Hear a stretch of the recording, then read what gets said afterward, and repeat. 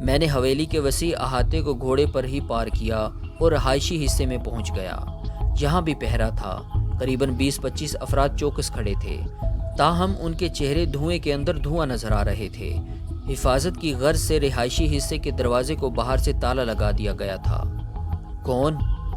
حویلی کے عباسی نامی جاں نثار نے میرے سامنے آتے ہوئے پوچھا۔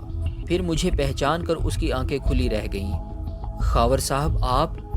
اس نے بے پناہ حیرت سے کہا اور اس کی رائفل کی نال جھک گئی۔ دروازہ کھولو، میرے لہجے میں تحکم تھا۔ عباس ایک لمحے کے لیے تذبذب میں نظر آیا، مگر پھر فوراً ہی اس نے جیب سے چابی نکال کر زنان خانے کا بھاری بھرکم قفل کھول دیا۔ میں گھوڑے سے اتر کر اندر چلا گیا۔ اندر سہمی ہوئی نوکرانیاں اور پڑوسی عورتیں دکھائی دیں۔ مجھے دیکھ کر ان کی آنکھوں میں بھی ہیجانی کیفیت نظر آنے لگی۔ میں برآمدے کی سیڑھیاں پھلانگتا ہوا کمرے میں داخل ہوا۔ میرے ہاتھ میں رائفل تھی اور کمر میں گولیوں والی بیلٹ۔ میرے اندر کی آگ میری آنکھوں کو جلا رہی تھی اور میری رگوں میں چنگاریاں چھوٹ رہی تھیں۔ بیگم بلقیس کہاں ہے؟ میں نے ایک عورت سے پوچھا۔ اس نے انگلیوں سے اشارہ کیا۔ میں نشست گاہ میں داخل ہوا۔ نشست گاہ میں بیگم کے بڑے ماموں یعقوب موجود تھے۔ اس کے علاوہ بیگم کے 2 بھائی اور 2 کزن بھی تھے۔ بلقیس بھی ایک طرف صوفے پر بیٹھی تھی۔ وہ ایک کاغذ پر جلدی جلدی کچھ لکھ رہی تھی۔ بلقیس حامد سے لکھنا پڑھنا سیکھ چکی تھی۔ سب کے چہروں پر ہوائیاں اڑ رہی تھیں۔ مجھے دیکھ کر سب اچانک کھڑے ہو گئے۔ خاور تم کہاں تھے؟ چودھری یعقوب نے ہکلاتے ہوئے کہا۔ بس کہیں بری طرح پھنسا ہوا تھا، میں نے مختصر جواب دیا۔ تمہیں پتہ ہے یہاں کیا ہو گیا ہے؟ مجھے کچھ پتہ نہیں اور نہ ہی آپ لوگوں سے پوچھنا چاہتا ہوں۔ میں صرف بلقیس سے 2 منٹ بات کرنا چاہتا ہوں۔ کیا آپ مجھے اس کی اجازت عنایت فرمائیں گے؟ میرے لہجے میں زہر گھلتا جا رہا تھا۔ چند لمحے کے لیے سب کو سانپ سونگھ گیا۔ آخر بلقیس کا منجلا بھائی چودھری جمشید بولا، تمہیں جو مشورہ کرنا ہے خاور ہمارے سامنے ہی کرو، ہو سکتا ہے کہ ہم بھی کوئی اچھا مشورہ دے سکیں۔ میں پھٹ پڑا۔ تم لوگ کوئی مشورہ دینے یا کچھ کرنے کے قابل ہوتے تو آج یہ سب کچھ نہیں ہوتا۔ تم لوگ صرف آپس میں جھگڑ سکتے ہو، ایک دوسرے کی پراپرٹیاں چھین سکتے ہو اور اپنی عیاشیوں میں نوٹ لگا سکتے ہو۔ اس جاگیر کے لیے اور اسے چلانے والوں کے لیے تم نے صرف مصیبتیں کھڑی کرنے کے سوا اور کچھ نہیں کیا۔ مجھے تمہارا مشورہ نہیں چاہیے، میں صرف بلقیس سے بات کرنا چاہتا ہوں۔ اگر تم نہیں چاہتے تو میں چلا جاتا ہوں یہاں سے۔ چودھری یعقوب نے جلدی سے کہا، نہیں نہیں، ایسی کوئی بات نہیں، تم بات کرو، میں ان کو باہر لے جاتا ہوں۔ بلقیس کے ایک جوشیلے چچا زاد نے کچھ کہنا چاہا، مگر چودھری یعقوب نے اسے اشارے سے خاموش کر دیا اور ان 4-5 کو لے کر باہر چلا گیا۔ بلقیس نے میری طرف اور میں نے اس کی طرف دیکھا۔ اس کی آنکھیں غم اور ہزیمت کے بوجھ سے سرخ تھیں۔ مجھے صاف لگا کہ وہ اس بات پر ناخوش نہیں ہے کہ میں نے اس کے ماموں اور بھائیوں کو باہر نکالا ہے۔ وہ آنکھوں میں آنسو بھر لائی، لرزتی ہوئی آواز میں بولی، تم کہاں تھے خاور؟ دیکھو ہمارے ساتھ کیا ہو رہا ہے۔ شاید موکھل یہ چاہ رہے ہیں کہ اب ہم سانس لینا بھی چھوڑ دیں۔ ابھی تھوڑی دیر پہلے انہوں نے بغیر کسی وجہ کے، بغیر کسی جھگڑے کے گاؤں پر ہلہ بولا ہے۔ کوئی آدھے گھنٹے تک گولیاں چلتی رہی ہیں۔ مجھے نہیں پتا کہ کتنے مرے ہیں اور کتنے زخمی ہوئے ہیں۔ اس کا گلا روندھ گیا اور آنسو گرنے لگے۔ پولیس نے کچھ نہیں کیا؟ میں نے پوچھا۔ تم جانتے ہو خاور، میاں وارث اور اس کا ڈی ایس پی موکھلوں کے ساتھ ملے ہوئے ہیں۔ وہ انہیں پورا موقع دے رہے ہیں۔ میاں وارث تو ویسے ہی چھٹی پر گیا ہوا ہے۔ ڈی ایس پی کا پتہ نہیں کہ وہ کس جگہ پر ہے۔ راجوال تھانے کے پولیس کہاں مر گئی؟ مجھے کچھ پتہ نہیں۔ ابھی نصر اللہ بتا رہا تھا، بس 14-15 سپاہی آئے تھے۔ انہوں نے موکھلوں کو روکنے کے لیے دکھاوے کی ہوائی فائرنگ بھی کی، مگر پھر تتر بتر ہو گئے۔ اب کہیں کوئی بھی پولیس والا نظر نہیں آ رہا۔ انہوں نے نظر آنا بھی نہیں ہے بلقیس۔ اگر کچھ کرنا ہے تو ہمیں خود ہی کرنا ہے۔ اب کرنے کو کیا رہ گیا ہے خاور؟ اب کچھ نہیں ہو سکتا۔ مجھے لگتا ہے کہ وہ ابھی تھوڑی دیر میں حویلی میں گھس آئیں گے، یہاں لوٹ مار کریں گے، عورتوں کو بے عزت کریں گے۔ ان کی یہ ہمت نہیں ہے بلقیس۔ میری آواز میں گرج تھی۔ میرے ہوتے ہوئے وہ آنکھ اٹھا کر بھی ادھر نہیں دیکھ سکتے۔ وہ میری لاش گرا کر ہی حویلی میں آ سکتے ہیں، اس کا بغیر نہیں۔ لیکن میں تمہاری لاش نہیں دیکھنا چاہتی، بالکل نہیں چاہتی۔ وہ سسکی، ایک آنسو ناک کے کوکے پر اٹک گیا۔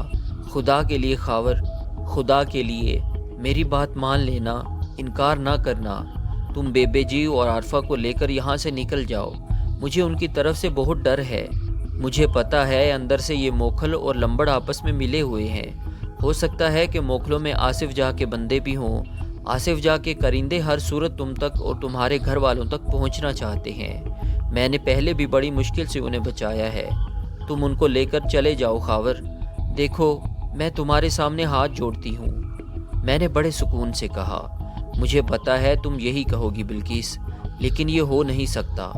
اب ہمارا جینا مرنا ساتھ ہے اور ساتھ رہے گا۔ اب جو بھی ہونا ہے ہم سب کے ساتھ ہونا ہے۔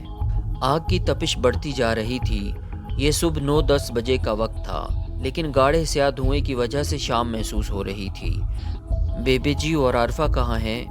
میں نے بلقیس سے پوچھا۔ اس سے پہلے کہ وہ جواب میں کچھ کہتی، ایک طرف سے عارفہ نمودار ہوئی۔ اس کی گود میں اس کا بچہ تھا۔ وہ بچے سمیت مجھ سے لپٹ گئی، میرے جسم کا حصہ بن گئی۔ پھر والدہ نمودار ہوئی، انہوں نے بھی روتے ہوئے مجھے گلے سے لگایا۔ میرا پتر، تو کہاں چلا گیا تھا؟ کیوں چھوڑ گیا تھا ہمیں اس طرح؟ دیکھ یہاں ویریوں نے ہمارا جینا مشکل کر دیا ہے۔ یہ کڑی بلقیس نہ ہوتی تو شاید اب تک ہم بھی دوسروں کی طرح قبر میں پہنچ چکے ہوتے۔ بیبے جی نے بلقیس کی طرف اشارہ کرتے ہوئے کہا۔ اس سے پہلے کہ میں جواب میں کچھ کہتا، دھماکے کی گونجدار آواز آئی۔ پتہ چلا کہ گاؤں کے جلتے ہوئے اسکول کی چھت گر گئی ہے۔ میں نے کھڑکی میں سے دیکھا۔ زنان خانے کے بہت سے محافظ دروازے کے سامنے جمع تھے، ان میں نصر اللہ بھی تھا۔ یہ سب لوگ اب یہاں میری موجودگی سے آگاہ ہو چکے تھے اور مجھ سے ملنے کے لیے بےتاب تھے، مگر وہ تب ہی مل سکتے تھے جب میں زنان خانے سے باہر آتا۔ میں نے ایک ملازمہ سے کہہ کر صرف نصر اللہ کو اندر بلایا۔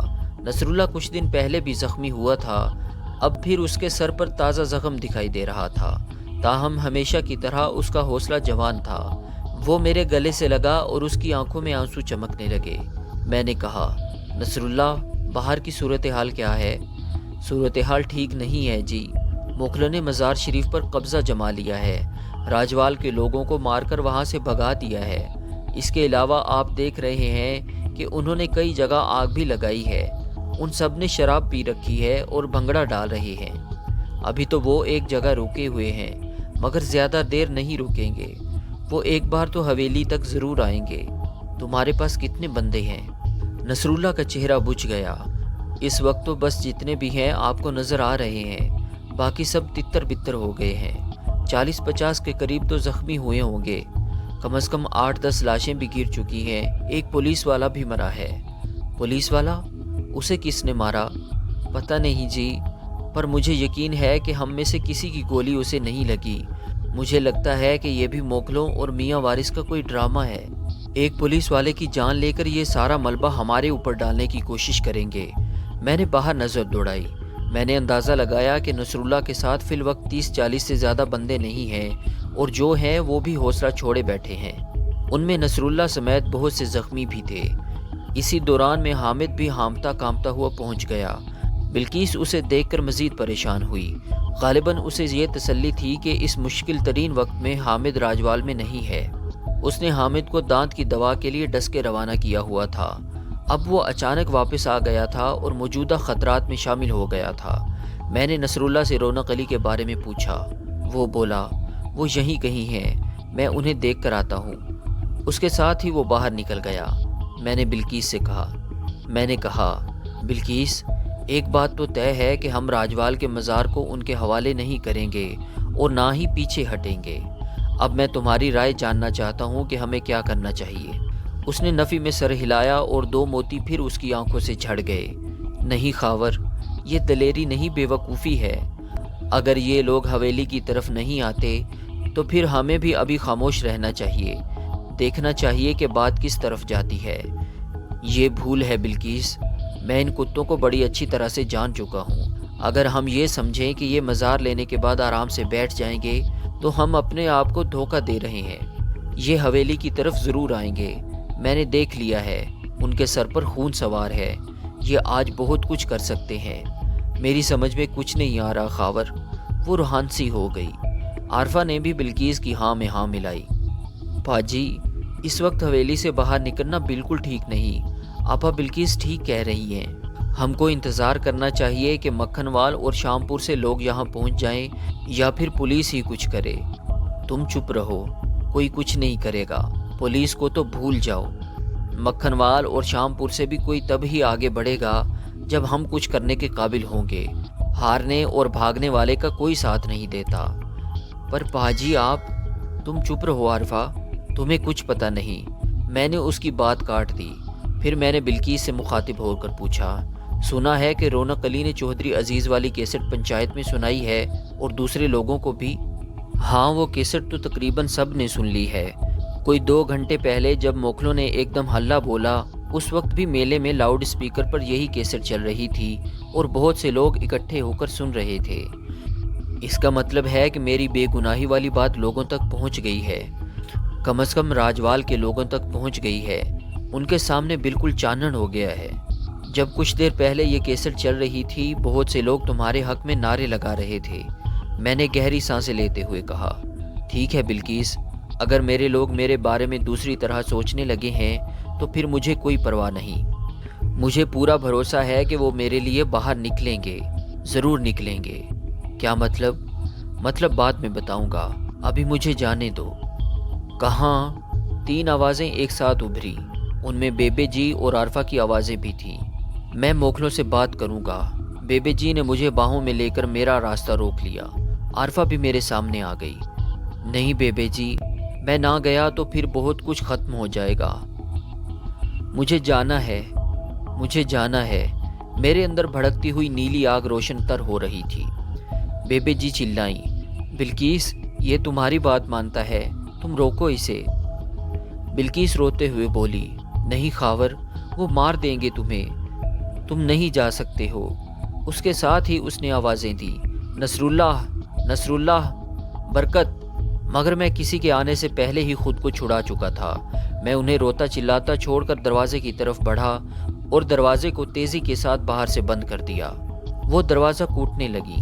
بلقیس مسلسل محافظوں کو آوازیں دے رہی تھی، لیکن میں جانتا تھا کہ محافظ اس وقت بلقیس سے زیادہ میری آواز کو اہمیت دیں گے۔ وہ سب جانتے تھے یہ میرا وقت ہے، اس وقت جو بھی کرنا ہے مجھے کرنا ہے۔ اب یہاں جو کچھ بھی اچھا یا برا ہونا تھا اس کا دار و مدار مجھ پر تھا۔ میں بگولے کی طرح باہر نکلا، بھری ہوئی رائفل میرے ہاتھ میں تھی۔ میرے تاثرات دیکھ کر نصر اللہ اور دیگر محافظ چونک گئے۔ آپ کہاں جا رہے ہیں؟ نصر اللہ نے پوچھا۔ مزار پر، میں نے کہا۔ نصر اللہ کے چہرے پر زلزلے کے تاثرات نمودار ہوئے۔ پھر وہ ایک دم سنبھل کر بولا، اگر آپ نے جانا ہی ہے تو پھر آپ اکیلے نہیں جائیں گے، ہم بھی ساتھ چلیں گے۔ نہیں، ابھی کسی کی ضرورت نہیں، میں دھاڑا۔ ابھی مجھے اکیلا جانے دو، جب ضرورت ہوگی تمہیں خود ہی پتہ چل جائے گا۔ نصر اللہ اور دیگر محافظوں کو سختہ زدہ چھوڑ کر میں حویلی کے بڑے احاطے میں پہنچ گیا۔ میرے عقب میں ابھی تک بیبے جی، عارفہ اور بلقیس کی چلاتی ہوئی آوازیں آ رہی تھیں۔ جلد ہی میں حویلی کے بڑے دروازے سے باہر تھا۔ میرے سامنے دھوئیں سے آلودہ سنسان گلیاں تھیں، کھڑکیاں اور دروازے بند تھے، جیسے کسی دیوزاد کی دہشت ان کوچوں کی رونق چاٹ گئی ہو۔ میں راجوال کے چوراہے میں پہنچ گیا۔ مزار گاؤں سے باہر تھا، مگر موکھلوں کے گھوڑے چوراہے کے آس پاس تک دندنا رہے تھے۔ میرے ذہن میں صرف ایک ہی خیال تھا، میں براہ راست موکھل پاشا سے ٹکرانا چاہتا تھا، ایک کے مقابلے میں ایک۔ اگر کسی طرح ایسا ہو جاتا تو میرا راستہ آسان ہو سکتا تھا۔ مجھے یقین تھا کہ میں موکھل پاشا کو زیر کر لوں گا، اور مجھے یہ بھی یقین تھا کہ پاشا کے ساتھیوں کو اس کی ہار کسی طور پر قبول نہیں ہوگی۔ وہ پاشا کو گرتے دیکھ کر بیچ میں کود پڑیں گے، اور اگر وہ بیچ میں کود پڑتے تو پھر بہت کچھ ہو سکتا تھا۔ میرے ساتھی میری مدد کو آگے بڑھ سکتے تھے اور گاؤں کے لوگ بھی اشتعال میں آ سکتے تھے۔ اگر گاؤں کے عام لوگ ایک بار نکل پڑتے تو پھر موکھلوں کے لیے پاؤں جمائے رکھنا ممکن نہیں تھا۔ میں دیوانہ وار آگے بڑھتا رہا، لیکن اگلے 3-4 منٹ میں جو کچھ ہوا وہ میری توقع اور پلاننگ کے بالکل خلاف تھا۔ ابھی میں مزار سے کافی دور تھا کہ ایک دم دائیں طرف سے 2 افراد نمودار ہوئے۔ یہ دونوں موکھل کلہاڑیوں سے مسلح تھے۔ ایک موکھل نے بڑک مار کر میرے رائفل والے ہاتھ پر کلہاڑی کا وار کیا۔ شاید مجھے سیکنڈ کے 10ویں حصے کی تاخیر بھی ہوتی تو میرا ہاتھ رائفل سمیت کٹ کر جسم سے جدا ہو جاتا۔ کلہاڑی کا بلیڈ میری کلائی کو چھوتا ہوا گزرا۔ میں نے اپنے سر کی بھرپور ضرب کلہاڑی بردار کے چہرے پر لگائی۔ وہ ٹکراتا ہوا ایک فروٹ والی ریڈی پر جا گرا۔ دوسری کلہاڑی اٹھی ہوئی تھی۔ اس سے پہلے کہ یہ شخص 2-3 قدم اٹھاتا اور اس کی کلہاڑی میرے سر کو نشانہ بناتی، میں نے اس پر فائر کیا۔ گولی اس کے پیٹ میں لگی اور وہ کلہاڑی سمیت گر گیا۔ مگر یہی وقت تھا جب سائیڈ کے شامیانے سے ایک شرابی موکھل طوفان کی طرح آیا اور میری رائفل چرانا چاہی